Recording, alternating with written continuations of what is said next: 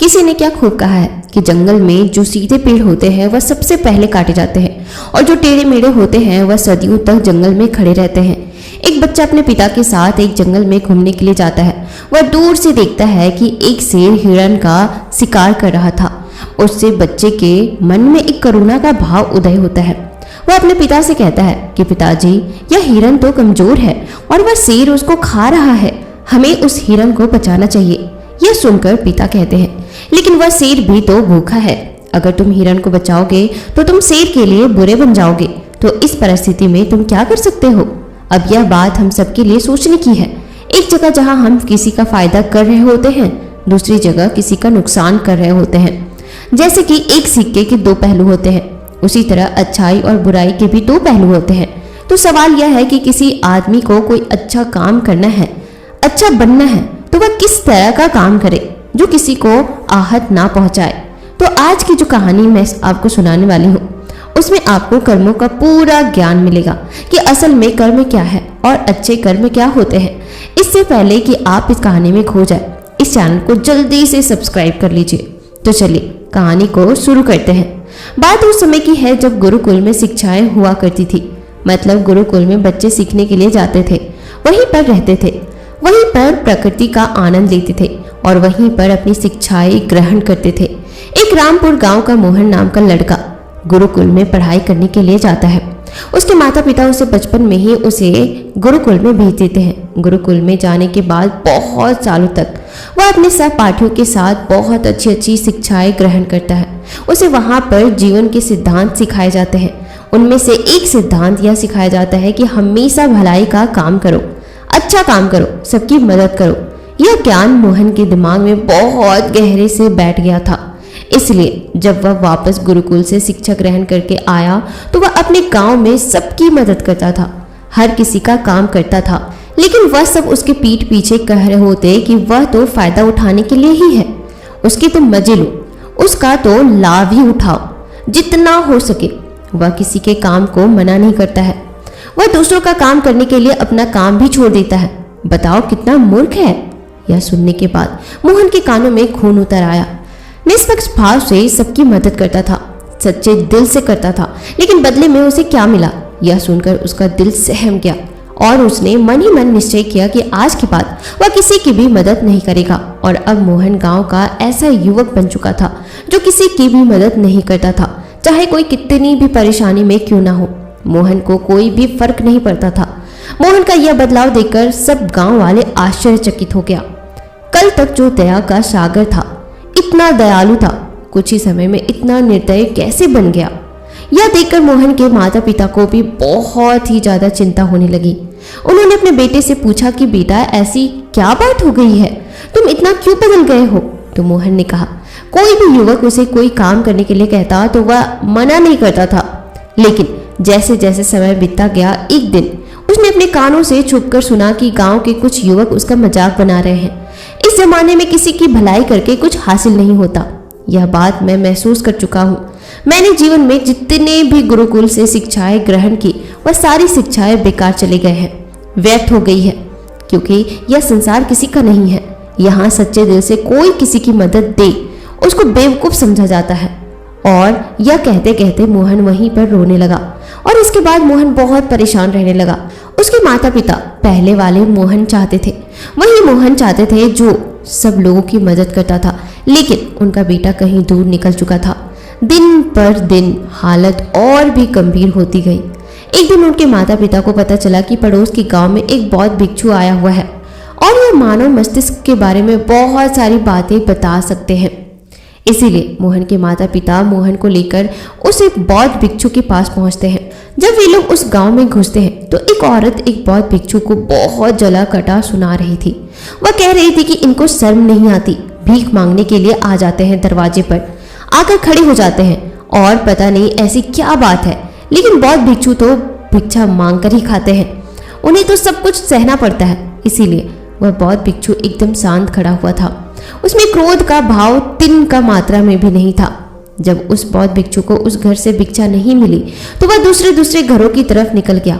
यह सारा दृश्य मोहन भी देख रहा था। उसके बाद उसके माता पिता उसे गांव के लोगों से पूछकर उस बौद्ध भिक्षु के ठिकाने पर पहुंचते हैं। वहां पर पहुंचकर वह देखते हैं कि यह वही भिक्षु था जो गांव से भिक्षा मांगकर वापस लौट आया था और जिसे वह औरत जल्ली कटी सुना रही थी।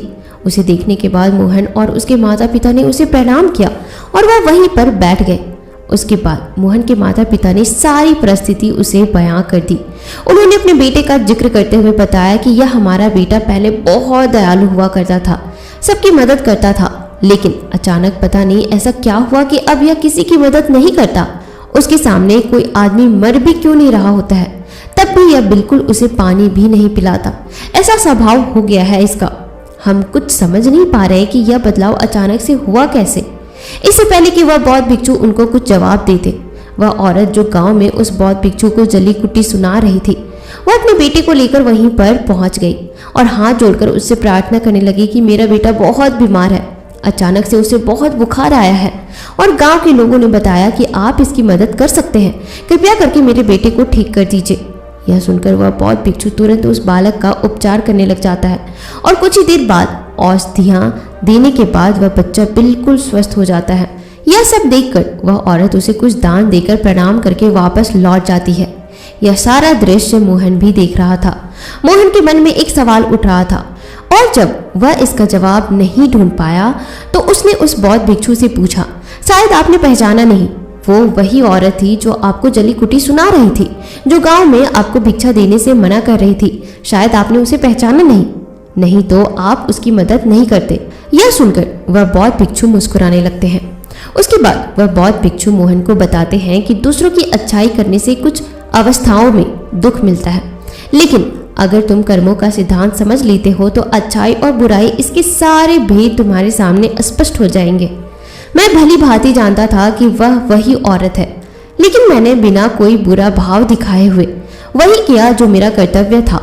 जब आप किसी की भलाई या किसी की अच्छाई बिना किसी लालच के करते हो, बिना किसी बदले के करते हो, वही अच्छाई होती है।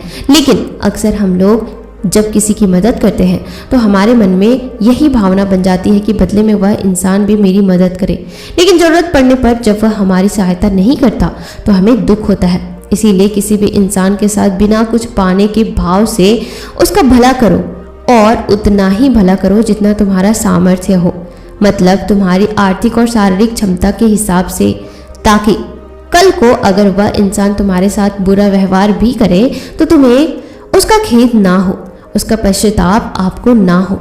मैंने तो उसके लिए इतना कुछ कर दिया और यह मेरे साथ अब ऐसा व्यवहार कर रहा है, इसीलिए किसी का उतना ही भला करो जिससे तुम आहत ना हो। दूसरी बात, किसी दूसरे परिवार के झगड़ा के बीच में तुम कभी मत पड़ना। अगर कोई पति पत्नी आपस में लड़ रहे हैं और वह पति अपनी पत्नी को पीट रहा है और तुम उसे बचाने के लिए पहुंच जाते हो कि तुम औरत को क्यों पीट रहे हो, तो ऐसा करना तुमको संकट में डाल सकता है, क्योंकि वही औरत जिसकी तुम मदद करने के लिए गए हो वह यह कह सकती है कि यह हमारी आपस की बात है, तुम्हें इससे क्या लेना देना, और इसका तुम्हारे पास कोई जवाब नहीं होगा। इसीलिए दूसरे के फटे में कभी टांग मत अड़ाना।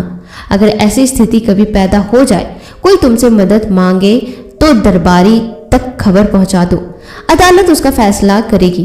तीसरी बात, अपने विवेक का इस्तेमाल करो। अपनी आंखें खोल कर देखो कि किसी वास्तविक रूप से मदद की जरूरत है और कौन ढोंग कर रहा है, क्योंकि अक्सर लोग दया का पात्र होने का दिखावा करके आपको बेवकूफ़ बनाकर आपसे मदद ले लेते हैं।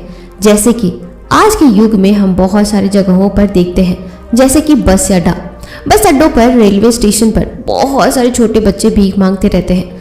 अब उसमें दो स्थितियां पैदा होती है। अगर आप उनको भीख दे देते हो तो आप भीख मांगने को बढ़ावा देते हो। अगर भीख नहीं देते हो तो वह बच्चा शायद आज खाना भी ना खा पाए। इसीलिए ऐसी स्थिति में आपको अपने विवेक का इस्तेमाल करना चाहिए। आप उसको पैसे देने की बजाय खाना खिला सकते हो या कुछ किताबें दिला सकते हो। इसीलिए सही तरीके से मदद करने के लिए विवेक का होना बहुत जरूरी है, वरना तो आपके धन का दुरुपयोग ही होगा। और एक बात जो समझने की है कि किसी की भलाई करनी है तो उनकी भलाई करो, क्योंकि अगर तुम खुद जीवंत हो गए, अगर तुम खुद बदल गए हो तो पूरा जमाना अपने आप ही बदल जाएगा। इसीलिए कहीं आपने अपने मन में यह भ्रम तो नहीं बना लिया कि मैं तो अच्छा इंसान हूँ और मैं दूसरों की मदद करता हूँ, तो वह तुम्हारा अहंकार का रूप है। इंसान कभी पूर्ण नहीं होता और जो अपने आप को पूर्ण समझ रहा है वह धोखे में है। इसीलिए दूसरों को बदलने की बजाय खुद को बदलने पर ध्यान दें और इसके लिए आपको भीड़ में भी अकेला रहना सीखना होगा। आप सबके साथ हैं, सब में उपस्थित हैं, लेकिन अंदर से आप एकांत हैं, अंदर से आप शांत हैं, अंदर से आप मौन हैं। जब आप अपने एकांत को देख लेते हैं तो आपकी अंतर यात्रा चालू हो जाती है। अपने अंदर के एकांत आनंद को उठाने के लिए आपको ध्यान में उतरना होगा। आपको रोजमर्रा की जिंदगी में ध्यान को हिस्सा बनाना होगा, ध्यान को वक्त देना होगा। उसके बाद आप पाएंगे कि आपके अंदर के एकांत के समान आनंद इस दुनिया के किसी भी भोग में नहीं है, किसी वस्तु में नहीं है, किसी वासना में नहीं है। नदी के किनारे पड़ा हुआ छोटा सा पत्थर भी उसे नदी के भाव से कट कट कर बहुत मुलायम हो जाता है, उसमें कोई दरार, कोई कोना नहीं बचता। उसी तरह ध्यान के निरंतर भाव में बहने से उसी तरह निर्मल हो जाता है, जिसके बाद हम किसी भी चीज़ को महसूस कर सकते हैं, जिसके बाद हम वर्तमान का मतलब समझते हैं, जिसके बाद हमारे अंदर करुणा का उदय होता है, वो करुणा जो किसी विषय वस्तु से नहीं जुड़ी होती। इसीलिए दोस्तों, आज से ही अपनी अंतर यात्रा चालू कर दें, अपने जीवन के आनंद को पहचानें, क्योंकि इंसान की ज़िंदगी बहुत छोटी है। पता नहीं कब आखिरी सांस आ जाए, तो जीवन के जो पल बचे हैं उन्हें उस परम आनंद के साथ बिताओ। तो दोस्तों, कैसी लगी हमारी कहानी मुझे कमेंट सेक्शन में ज़रूर बताइएगा। और अगर हाँ, आप हमारे चैनल पर नए हैं तो हमसे जुड़ने के लिए इस चैनल को अभी ही सब्सक्राइब जरूर कर लीजिएगा, ताकि आगे से आने वाली जितनी भी मोटिवेशनल कहानियाँ हो सबसे पहले आप सुन सके। तो मिलते हैं नए एपिसोड में नए कहानियों के साथ। तब तक के लिए आप अपना ख्याल रखना। और हाँ, यह वीडियो उन सारे दोस्तों, परिवार वालों या अपने रिश्तेदारों को जरूर भेजना जो इंसान बिना अपने बारे में सोचे दूसरों की मदद करता है, अपने विवेक का इस्तेमाल नहीं करता और वह लोगों से बदले में मिले हुए दुख की वजह से पीड़ित रहता है। तो आप यह वीडियो उन सारे लोगों के साथ जरूर शेयर कीजिएगा। शायद आपकी एक शेयर किसी की ज़िंदगी बदल सकती है। कोई एक बुरा इंसान अच्छा इंसान बन सकता है।